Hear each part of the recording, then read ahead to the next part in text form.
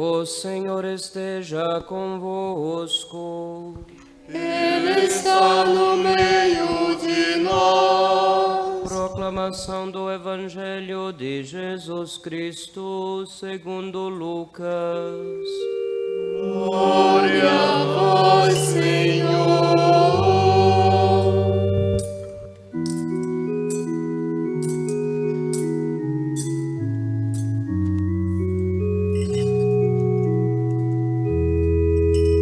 Naquele tempo, Jesus estava na margem do lago de Genezaré e a multidão apertava-se ao seu redor para ouvir a palavra de Deus. Jesus viu duas barcas paradas na margem do lago. Os pescadores haviam desembarcado e lavavam as redes. Subindo numa das barcas, que era de Simão, pediu que se afastasse um pouco da margem. Depois sentou-se e da barca ensinava as multidões. Quando acabou de falar, disse a Simão: avança para águas mais profundas e lançai vossas redes para a pesca. Simão respondeu: Mestre, nós trabalhamos a noite inteira e nada pescamos, mas, em atenção à tua palavra, vou lançar as redes. Assim fizeram e apanharam tamanha quantidade de peixes que as redes se rompiam. Então fizeram sinal aos companheiros da outra barca para que viessem ajudá-los. Eles vieram e encheram as duas barcas a ponto de quase afundarem. Ao ver aquilo, Simão Pedro atirou-se aos pés de Jesus, dizendo: Senhor, afasta-te de mim, porque sou um pecador. É que o espanto se apoderara de Simão e de todos os seus companheiros, por causa da pesca que acabavam de fazer.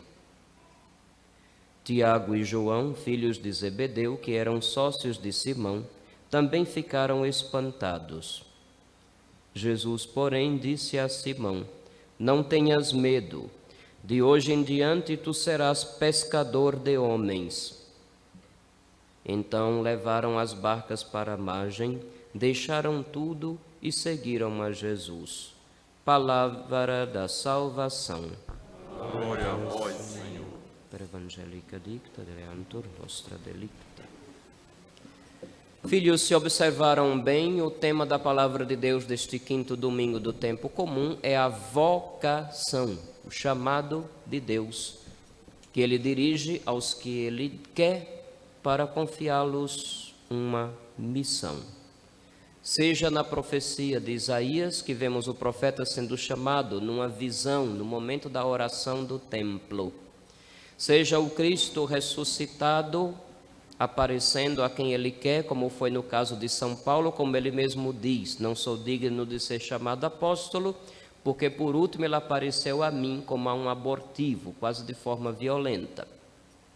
Celebramos a conversão de São Paulo há poucos dias, no dia 25 de janeiro último. Seja também naquele cotidiano de convivência de Nosso Senhor com os apóstolos, que diante de uma pesca inesperada, milagrosa, se dão conta de que Deus estava ali entre eles. O que temos de comum em todos eles? Deus não chamaria se primeiro Ele próprio não se revelasse, não mostrasse quem Ele é, àqueles que Ele chama. Para Isaías apareceu como Santo, Santo, Santo. Era uma forma de frisar uma realidade que ultrapassa esse nosso mundinho e de uma forma absoluta, por isso repetida 3 vezes. No caso de São Paulo, foi um encontro praticamente violento, o grande choque de alguém que precisou cair do cavalo e perceber que os próprios planos não se ajustavam à vontade de Deus. E teve que refazer toda a sua vida a partir deste encontro com o Senhor, que revelou a Saulo, melhor dizendo, quem ele era. E também, claro, diante de algo maravilhoso, miraculoso, Pedro também se espanta junto com os outros que estavam lá. Todos se sentem pequenos, todos se sentem inadequados, indignos. Isaías disse: e agora? Ai de mim, sou um homem impuro e vivo no meio de um povo de lábios impuros. No entanto, meus olhos viram a Deus. Saulo se achou tão pequeno para aquela graça tão grande que chegou a mudar o nome de Saulo, que era grande, para Paulo, que é o pequeno, literalmente. E Pedro também se espanta e diz logo: afasta-te de mim, Senhor, porque eu sou pecador. É interessante que diante de Deus, de verdade, quando nos encontramos diante de Deus, nos sentimos assim, impuros, pequenos demais, indignos, pecadores. Se não for assim, então a experiência que temos não é de Deus. Entendam isso, meus filhos.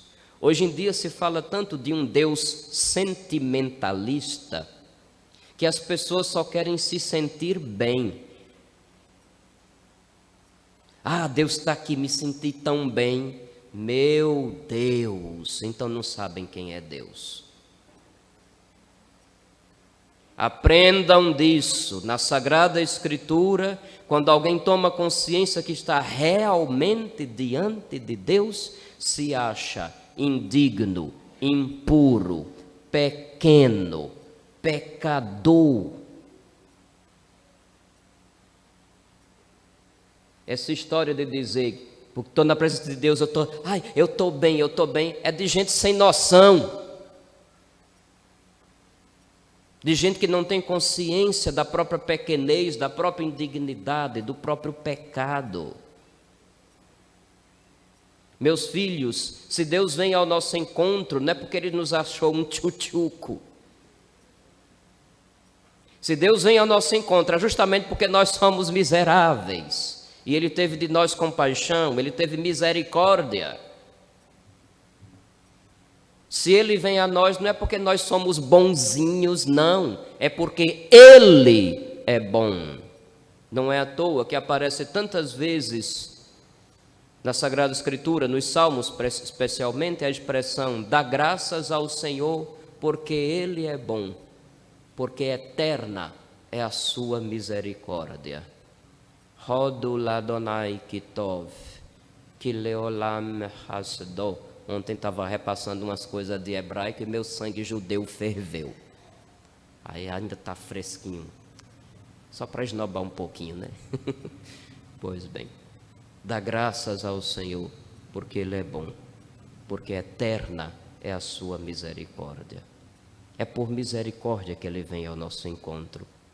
É por misericórdia que Ele vê a nossa pequenez e indignidade e nos ergue para nos confiar uma missão conjunta, religião de aliança, tal como é a Igreja Católica, é desse jeito. Nós não merecemos nada não, mas Deus gosta tanto de nós que confia nas nossas mãos uma missão sagrada dele. Nos ergue em valor, nos ergue em importância, porque nós por nós mesmos não temos nenhum nem outro.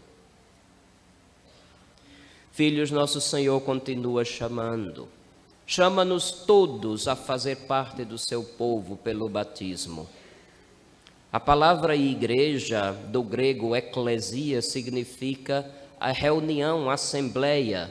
Aqueles que foram convocados se reuniram. A primeira vocação começa aí, quando Deus nos chama a fazer parte de sua família. Quando Deus nos chama a partilhar da sua vida, a santidade. Esta é a primeira e principal de todas as vocações. E claro que na igreja, Ele continua chamando homens e mulheres que, tendo tido contato, experimentado na própria pele o seu grande amor, desejam transbordar este amor onde quer que estejam.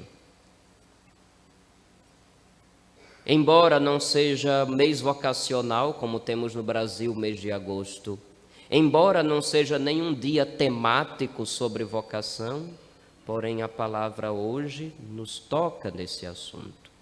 Rezemos para que, no meio da igreja, os que foram chamados a estar com Deus, haja também aqueles corações generosos que, tendo conhecido o Senhor que se revela, mesmo se achando indignos, pequenos, inadequados, não tenham receios de dizer: eis-me aqui, Senhor, faça de mim o que o Senhor bem quiser.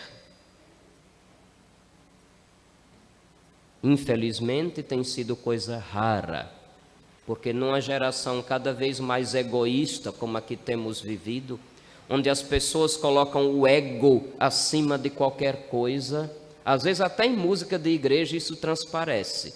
Quando você vê muito uma música dizendo eu, comigo, para mim, me dê, me faça, me conceda, eu achei, eu vi, eu senti, fique desconfiados. Essa música tem mais egoísmo do que Deus no meio. Quando a pessoa se coloca no lugar de Deus como se fosse a coisa mais importante do mundo. E alguns se acham até no direito, não apenas de dizer para Deus o que querem, mas exigir como se fosse um direito. E como se Deus tivesse uma obrigação de dar tudo o que o egoísmo daquele ou daquela infeliz deseja.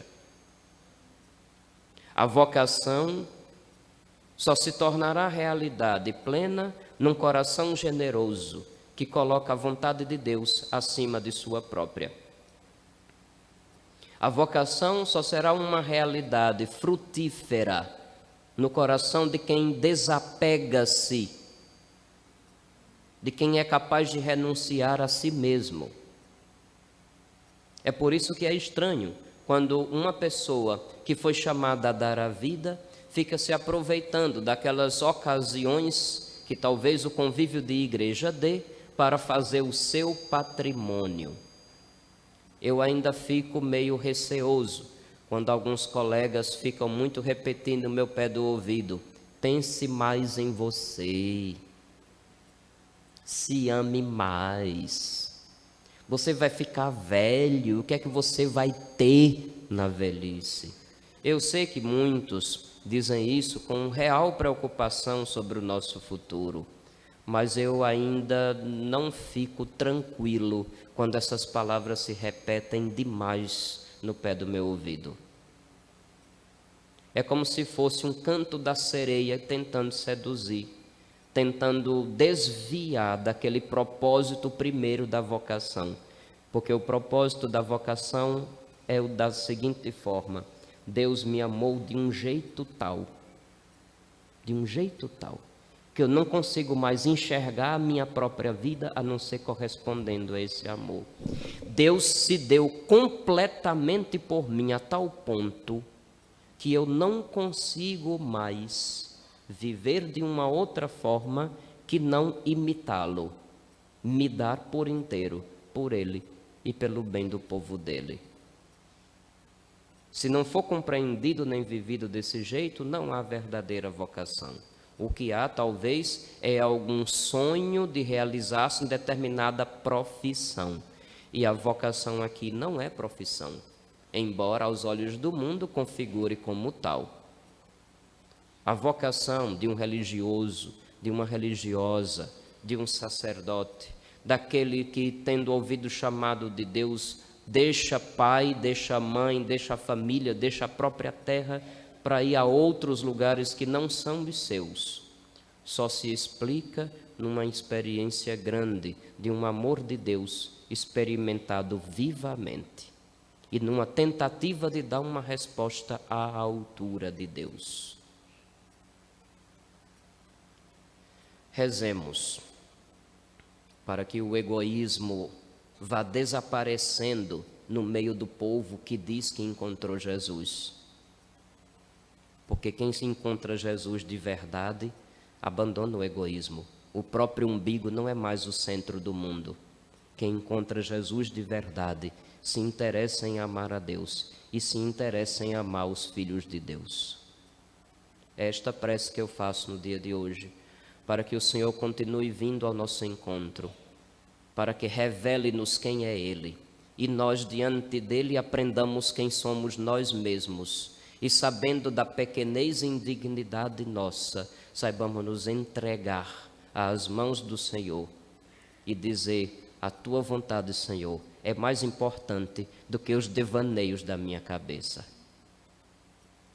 Eu rezo para que os nossos jovens, principalmente, tenham essa capacidade, porque nosso Senhor continua vindo ao encontro de todos nós. Estejamos atentos. Louvado seja nosso Senhor Jesus Cristo.